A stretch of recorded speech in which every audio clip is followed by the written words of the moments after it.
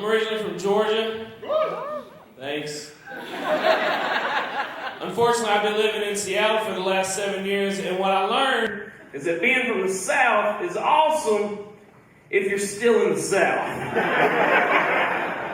And here's what bothers me the most about it. My mom is from England.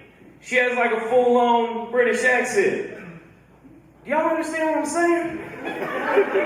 Like if she would have just talked to me a little bit more, I could have had an accent where no matter what I was saying, y'all would be like, this is going to be the most important thing we hear all day.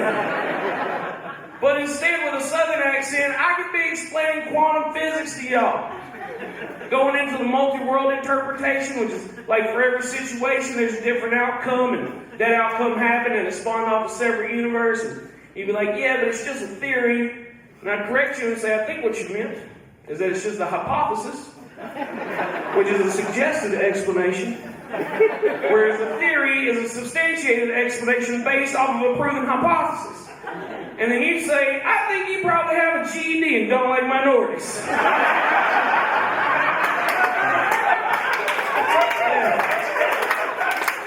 And then you would win that argument.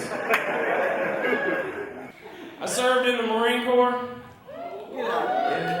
I like that 5 people were like, yay. The rest of you were like, that don't look like the Marine Corps.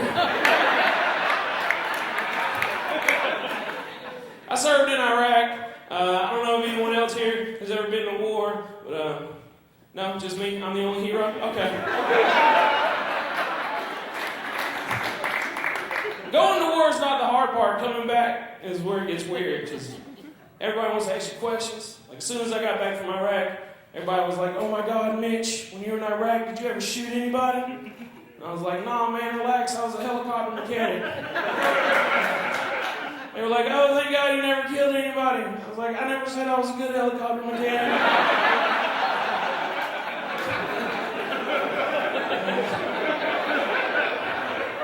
I don't know why people laugh at that joke.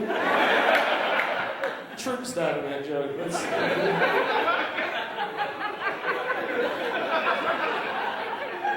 I do miss being in shape, though. That was the best part about the military. Like, I didn't want to get fat. I got out in 2003. Nobody yelled at me to run 3 miles every day at McDonald's is convenient. These are the consequences of my actions. And I want to lose the weight, but it just feels like the world is against you and you've gained a bunch of weight. Like the other day, I stepped on the scale. It was almost 300 pounds. I was like, man, I've got to do something about this. And when I say almost, I mean 305, all right? So I was like, that's it, man. Today is the day that I make a change. So I went to the grocery store. I loaded the cart up with fruits and vegetables, everything healthy. And when I went to check out, my credit card got declined. I got home, I checked my email. Capital One declined the charge because they suspected fraudulent activity.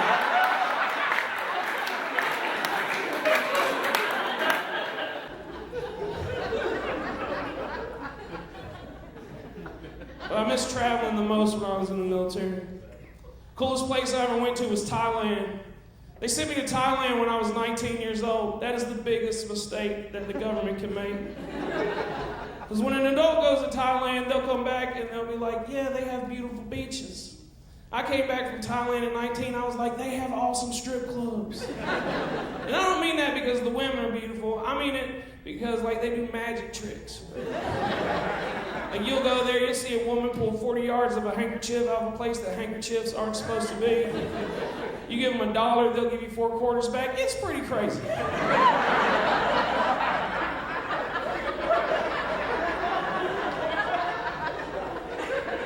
But when I was in Thailand, I saw the most amazing thing I've ever seen in my life. I saw a woman pull a live canary out of her area, right, or her canaria, as I like to call it now. Look, you gotta understand, I don't mean like she just pulled it out, set it on the table, and then walked away. It flew around the room, all right? It was the most beautiful thing I'd ever seen in my life. It was like a Disney movie came out of there. It was amazing. So when I saw that, I did the only thing that made sense to me. I went home with her. Now look, I know a lot of you are judging me right now. Like, that sounds like a good way to get a canarial disease.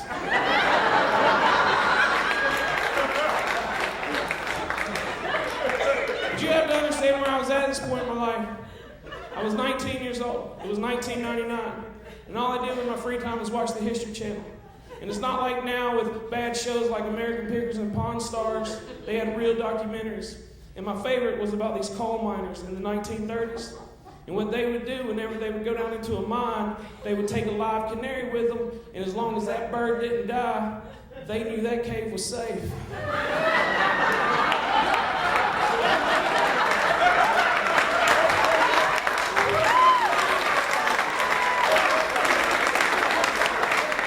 So I knew that cave was safe.